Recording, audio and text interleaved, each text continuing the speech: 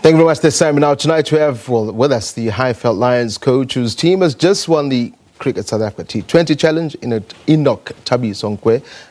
I tell you what, Thabiso just happens to be all good things that Thabiso's. Good evening, sir. Welcome to the SABC News Channel, Sports in Full View. First and foremost, these trophies. It's been an exceptional season as usual.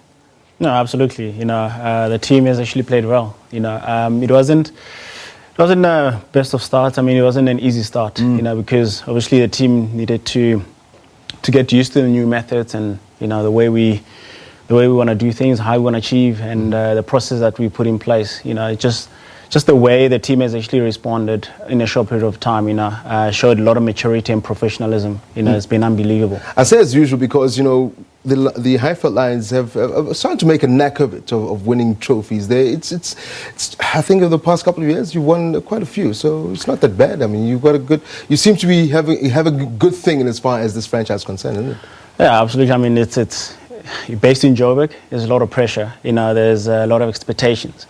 I mean, over the years, we haven't won as many as we wanted to. Yeah, and I mean, great that this season we had that opportunity, to bring home, in total, I mean, 4 trophies. There's only 3 here, but under our franchise, we brought in 4 trophies. So it just goes to show, if you put in certain structures in place, most players will respond to that, and that's what has happened. I always ask, most of us, well, here at SABC News, are always interested in the development of players and the pool of players. You mentioned Johannesburg. I mean, I always speak of and think of the Soweto Cricket Oval, where a lot of youngsters, grow up and they want one day to play for a club like the Highveld Lions, and you've got one of the well-balanced, transformed teams in as far as the franchise are concerned. I mean, does it play a role? I mean, to get in those not so cricket faces into the stadiums, and we've seen with the Guijo squad just recently at the Wanderers, you appealing to some not so usual faces at cricket. Yeah, that's been a drive. I mean, Wanele has done a great job. He's coming in a short period of time.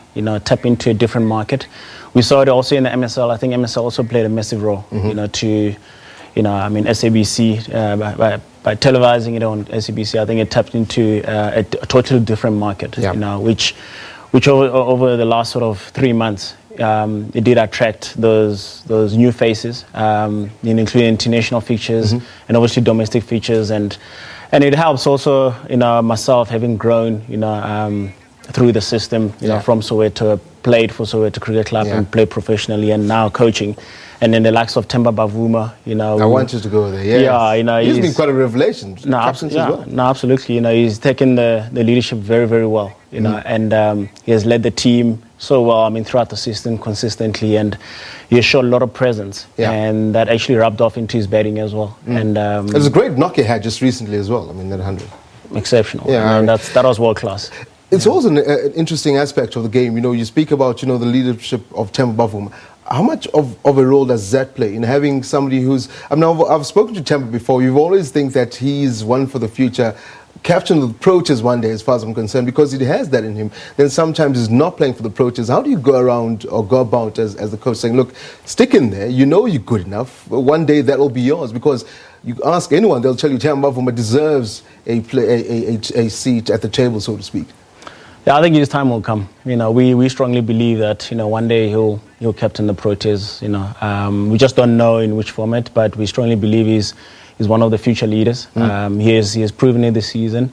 He's always had it in him, from young age, throughout the pipeline. Obviously, I mean, he needed to really invest a lot into his game, because he, over the last couple of years, since getting that exposure at international cricket, he really needed to find his feet as quickly as possible. And I mean, he's got a massive drive, within himself. He wants to be a world-class cricketer, and obviously with the opportunity now of leading the franchise, I think that will almost fast-track everything, to where he wants to get to, And I mean, he's a solid role model. If you look at not only in the townships, but I think in general, just like how he led the franchise, a lot of players in the team, they look up to him. He has such a a solid cricket brain, not only just with cricket but also with life, you know. And well-grounded. He's a well-grounded young man. Yeah, I mean, a proper all-rounder, you may say. Yeah. Let's speak about. We're running out of time, but I have to ask you this: we've got the Cricket World Cup coming up.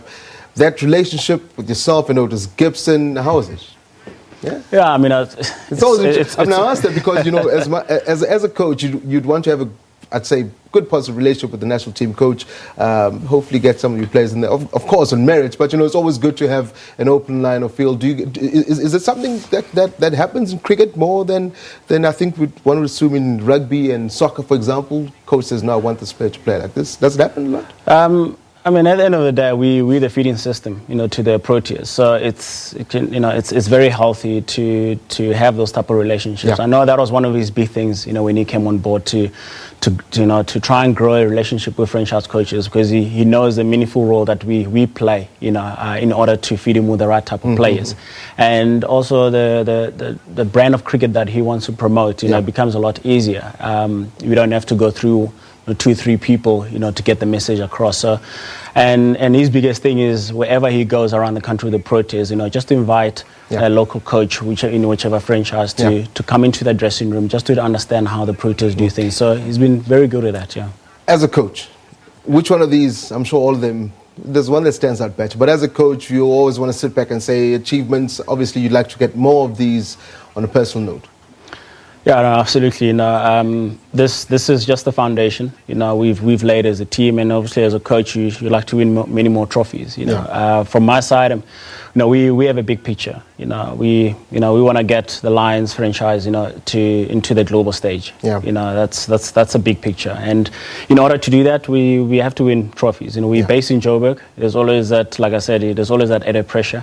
Joburg teams, you know, there's always that image about them, but that's something that we gotta live up to. Yeah. Coach Enoch Nkwe, I know the time is up. They tell me that no more questions for the coach, but I'm going to drag you into this one. I'm going to ask our director to put another spot on the video wall, because as a coach, you sit back and you're like, yeah, everyone has a favorite. I know you're a cricket man.